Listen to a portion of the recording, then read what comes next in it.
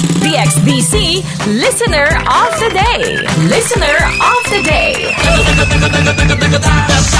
Sa radyo mo. Kasama maing adlaw na usab kanatong tanan. Welcome sa ato ang Listener of the Day. Karong adlaw dirita sa may SIR New Matina. Ni ay panimalay gadahulog ang radyo. Ato magkakasamang subayon kung tinuod bagyod nga tipaminawan sa atong subihanan. Maayong adlaw tay. May kong adlaw ka din yung tanan. Ayan. Kisay pangalan to. Ako si Paul Elias Yuson. Na may radyo nga katingog dire sa inyo nga tungod. O sa badang istasyon na.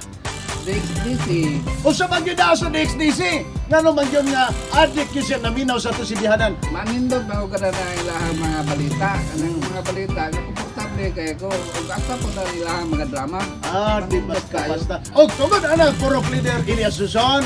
Ako kang hatagan o ga premyo. Kasama ang radyoman Ian Balumar. Ihatag na yun ang ato ang souvenir shirt. Listener of the Day. Na nagyod. Gisuot nagyod. O isunod na yun na to ang atong transistor radio. Kaya nagyod ha.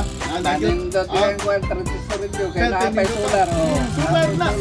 Kaya isunod na yun na to ang ato ang Litsong Manok. Kaya litso. Humot kayo.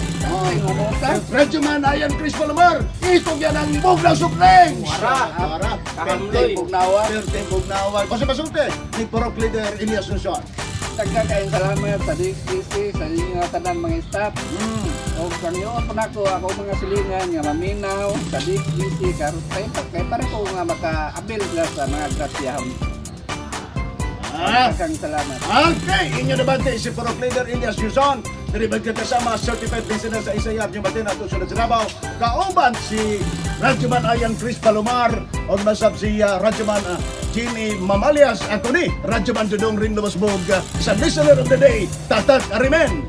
DXBC Listener of the Day. Listener of the Day. Sa radyo mo.